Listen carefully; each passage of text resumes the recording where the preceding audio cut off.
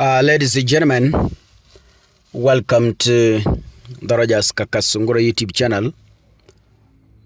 It's a Saturday morning and I hope wherever you are, Mungu amekuonekania umeamka vizuri. Wale ambao it's still at night, I hope usiku wenu ni wakukata na shoka, si wakukata na panga. Back to politics.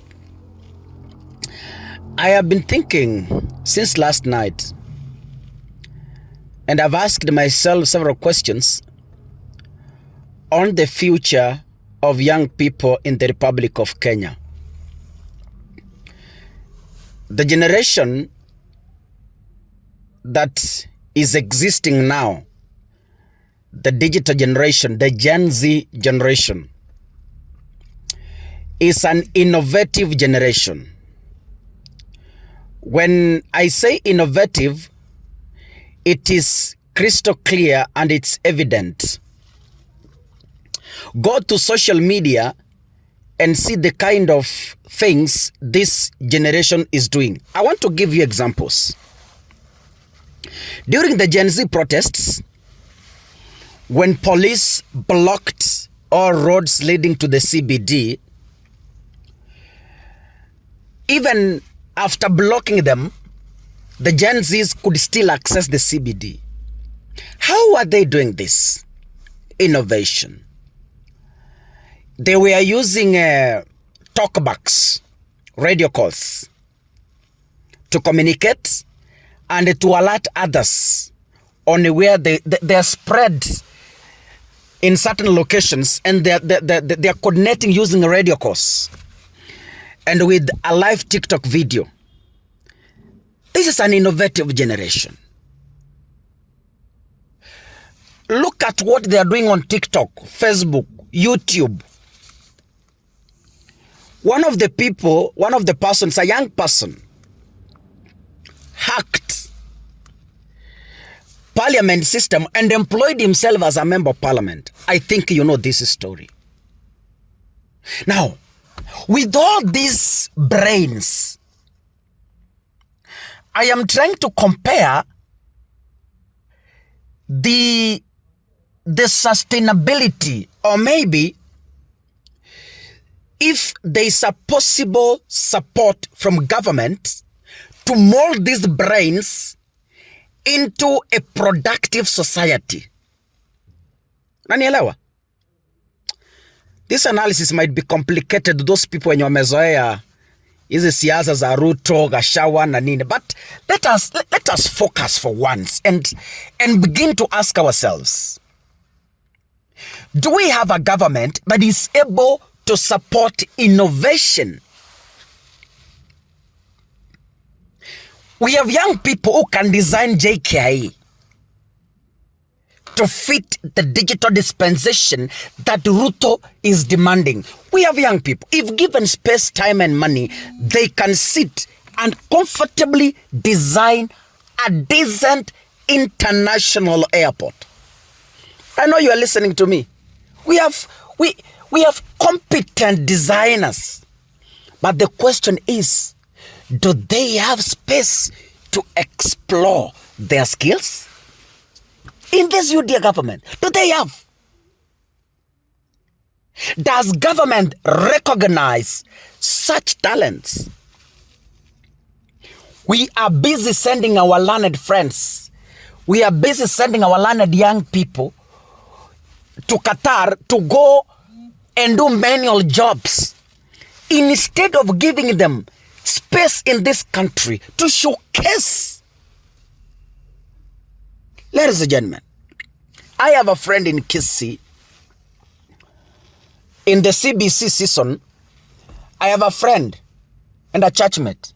This guy has 2 daughters, and the 2 daughters, alikuwa ananieleza tu, akaniambia, there is a hen that was leaping. Not sleeping, but leaping. Yani, ilikuwa imeumia mguu and it was leaping. The 2 daughters wakachukua, wakatafuta razor blades, wakaifanya surgery, wakaifungia vichiti, and after 1 month huyo kuku alianza kutembea normally. If it was in the United States, ndugu zanguni, these kids could have received a scholarship to focus on medicine. Lakini sasa kwa sababu we are living in a country where leaders don't value technology, where leaders don't value innovation, where leaders cannot value its generation, sometimes I feel like busting. Ladies and gentlemen, let us begin to ask ourselves, can't we have a leadership that is able to support innovation? They go abroad. They argue that Kenya is an innovative country. Wakipewa pesa za innovation, wanajaza mifuko. I have seen young people have a solution to climate change. I have seen young people with solutions. But the problem is, government does not have time and space for such bright minds. It doesn't have. We have young people can design SHA system. Instead of going to purchase that system using billions of shillings, we have Kenyans who can do it even with 1 million. Young people who want space to explore themselves, they can design it. Kuna vijana hapa nje unaweza ambia wa IT, you call them and you know the government knows them very well. Waite waambie vijana, tunataka system yenye inaweza fanya mambo hii ya SHA, hii medical insurance. We give you 3 months, come up with a proposal, tell us what you want to do it, tuwapatie like 3 months, mfanye piloting, you come up with a simple, yani they be given space. We have competent people in this country who are able to do that. But kwa sababu we want to steal, tunaenda kununua kwa wale ambao tunaambia weka juu, kama ni 9 billion weka ikuwe 15, hiyo juu ukilipwa unipatie kickback. That is what we are fighting for in this country. Very silly issues. I can't support this country. We must see tomorrow. If we are to rescue our young people, ladies and gentlemen, we must see for tomorrow. And how do we solve this? All Mulikamwizi presidents and leaders, we must do an overhaul. We do an overhaul. In 2027, if we are to rescue this country, Kenya has moved very far. Kenya has made strides.